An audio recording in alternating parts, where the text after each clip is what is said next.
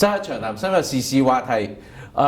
聯邦嘅自由黨新政府成立咗之後，可以話推出咗好多新嘅政策，亦都有好多係同上一屆嘅政府係完全唔同嘅。其中最引起我哋華人注意嘅呢，當然就係移民政策啦。所以我哋今日咧特別請到我哋嘅移民部部長仲有 McCallum 今日嚟到我哋嘅節目嚟同我哋傾下有關呢方面移民政策嘅問題。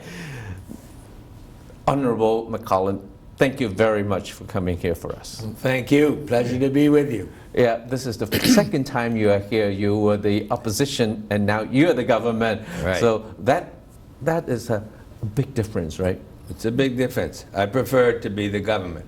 Of course. Who won't?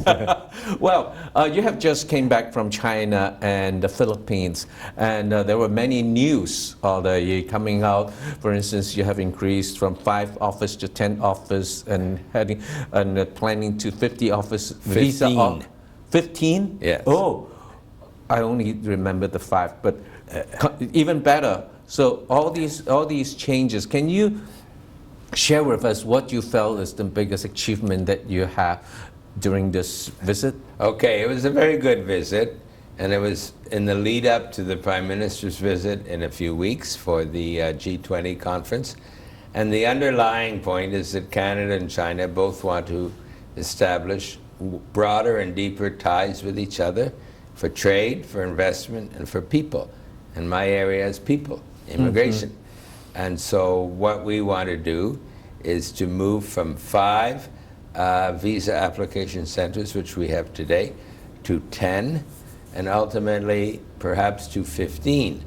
And so I had two very good meetings, one with the Foreign Affairs Minister, one with the Public Security Vice Minister, and they agreed that they didn't agree to do it for sure, but they sounded very positive.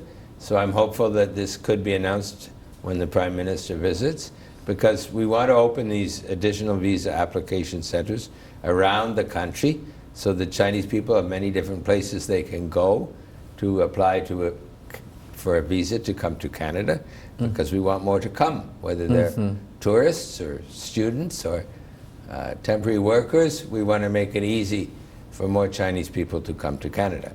Mm-hmm. And your trip to Philippines? That was very good too. Yes. China is the biggest market for us for temporary workers and students and tourists. But Philippines is actually #1 now for permanent residents. So Philippines is an important source country for us. We get many immigrants. Some caregivers, but certainly not all caregivers.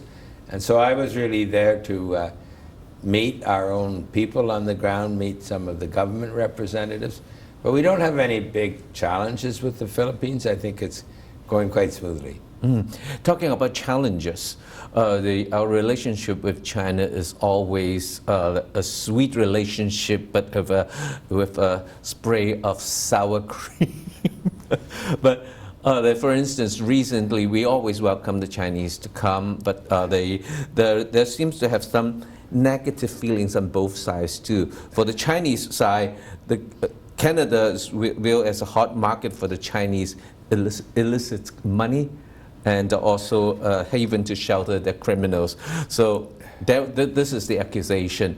And also, but on the other side, Canada has also passed that honeymoon period and also think that the Chinese came here with the money and make Vancouver and Toronto's real estate market go all the way up, that drive the local people out of the metropolitan area. Right. So have you encountered this kind of conversation in China, and how did you deal with it? Well, look, I would say Canada and China are good friends, but good friends don't always agree on everything. And so there are areas on which we disagree. And so yes, those came up and we discussed them. The issue of people living in Canada who are wanted by the Chinese as accused criminals, we discussed that, and some people have gone back to China, and so we have had a degree of cooperation on that with China. We wouldn't necessarily agree on every case, but on some cases we have agreed with China, and some individuals have returned to China. Mm-hmm. I think one of our strongest statement from our government is that as long as the Chinese has the death penalty, we will not sign any treaty or any. Well, that's true. In my conversation with the Foreign Affairs Minister, I said yes, we are cooperating on a case-by-case basis, and we have achieved some results. But that a formal extradition treaty would be a problem because China has the death penalty. And that's not a China-specific comment. Any country which has the death penalty, we would have a very difficult time signing an extradition treaty with.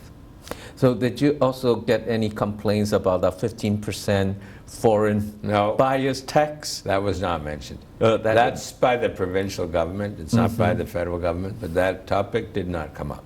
Okay, so that is that's still in a certain degree is it's the foundation for a very the amicable relationship. It's still there. I believe so. You know, you can be a friend with somebody, doesn't mean you agree on everything, and we clearly have differences on some issues with China, but it doesn't mean we cannot cooperate and work together for mutual benefit. I think we in Canada will benefit from expanded trade ties, expanded people ties, expanded investment ties with what is the second largest economy in the world and growing. So it's in our interest to have closer ties with China, and I think they also want to have closer ties with us. I'm glad that it's not the other way around, because in certain countries they said if you don't agree with me in certain things, I would never be your friend. I'm glad that we have this foundation. It certainly has not come anywhere near that. Great. Now, you also mentioned about the students, that China is a great source of students coming to Canada.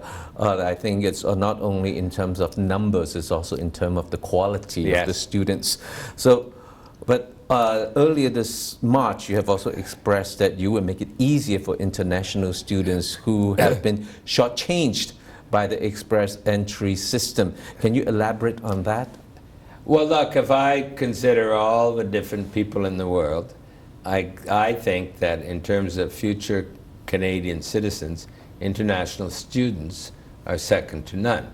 They're educated, they're quite young, they speak English or French, they know something about Canada, and we are an aging country. We need new, young blood. So we're very keen to recruit international students, and in order to do that, we're going to give them more points under what we call express entry.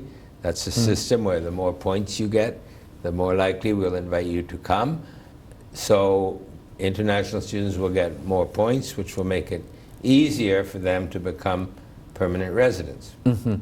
Then on the shortchange side, how did it happen? Well, I'm not saying the previous government did it on purpose, but the way it happened was that in order to be admitted into Canada, the people had to get what's called the labor market impact assessment, and the employer would have to testify that they couldn't find a Canadian to do this work. And when you're a student, you're going into an entry-level job, a first-level job, and it's hard for the employer to say, I can't find any Canadian to do this work. And so many of them had trouble in taking that step, and so we think that to offset that issue, we would give them more points, and so more international students would become permanent residents. Like last year, in July, the minimum points, it's 480, but for newly graduated students who hasn't had any working experience yet, or only have 1 year working experience, the maximum points they can get is about 420. And some of the students think that is how they were being shortchanged. Well, I agree. Yeah. I agree. And they could get a lot more points if they could get a job offer. But to get the job offer, they have to go through this labor market impact assessment, which for students is very difficult. So they have been shortchanged, and we want them to be able to stay in Canada, and that's why we're giving them more points. which will make it easier for students to remain in Canada.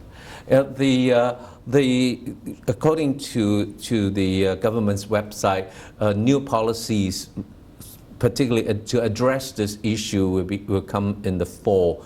So is that a direction that we can feel comfortable about? Is that the government will give extra points for them so that they can pass that threshold of 488 or 500?